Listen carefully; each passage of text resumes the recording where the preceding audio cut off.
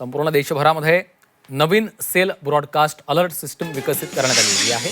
त्याची देशभरामध्ये चाचणी करण्यात आली। आपत्तीच्या काळात नागरिकांना तत्काळ सूचना देण्यासाठी ही प्रणाली तयार करण्यात आली। या चाचणी दरम्यान नागरिकांच्या मोबाईल स्क्रीनवर अचानक एक आपत्कालीन सूचना देण्यात आली। या सूचनेसोबत एक मोठा विशिष्ट आवाज किंवा तीव्र व्हायब्रेशन देखील झाले। त्यामुळे नागरिकांनी घाबरून जाऊ नये असं आवाहन केलं आहे।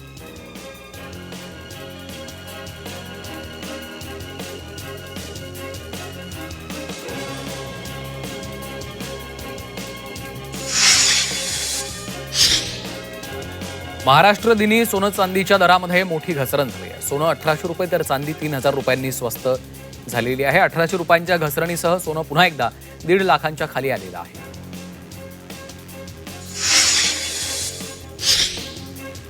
मुंबईमध्ये महालक्ष्मी सरस उपक्रमाचं आयोजन केलंय।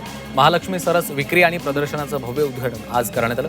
हे प्रदर्शन 14 मे 2024 पर्यंत सर्वसामान्य नागरिकांसाठी खुलं असणार आहे।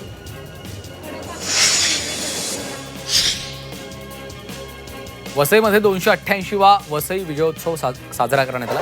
वसई विरार शहर महापालिकेकडनं 16 वर्षांपासून सांस्कृतिक कार्यक्रमांनी वातावरण रंगवलं। वसईचा ऐतिहासिक वारसा जपण्यासाठी विशेष उपक्रम सुरू केले। वसई पश्चिमेच्या नव्यानं उभारण्यात आलेल्या बद्रीनाथ मंदिरात दिवसेंदिवस भक्तांची प्रचंड गर्दी वाढताना दिसते। या भव्य मंदिराचं प्रतिष्ठापना सोहळा पार पडला असून भक्तांचा उत्साह उसळून वाहतोय। अनेक वर्षांच्या प्रयत्नातून हे मंदिर साकार झालेलं आहे।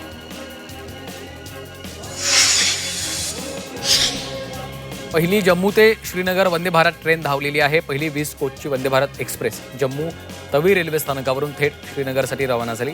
केंद्रीय रेल्वे मंत्री अश्विनी वैष्णव यांनी रेल्वेला हिरवा झेंडा दाखवला आहे।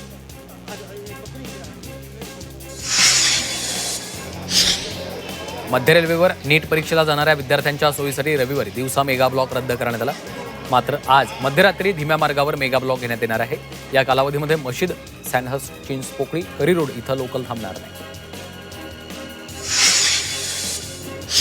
हार्बर मार्गावरील एसी लोकलच्या फेऱ्यांमध्ये 1 मे पासून बदल करण्यात आलेला आहे।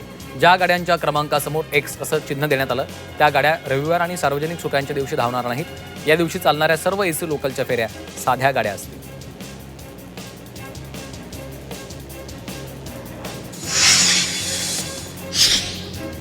मुंबई विमानतळ वक्तशीरपणात मागे आहे। भारतातील 10 सर्वात व्यस्त विमानतळांच्या वेळेवर कामगिरी या क्रमवारीमध्ये मुंबई विमानतळ पुन्हा एकदा शेवटच्या क्रमांकावर आहे।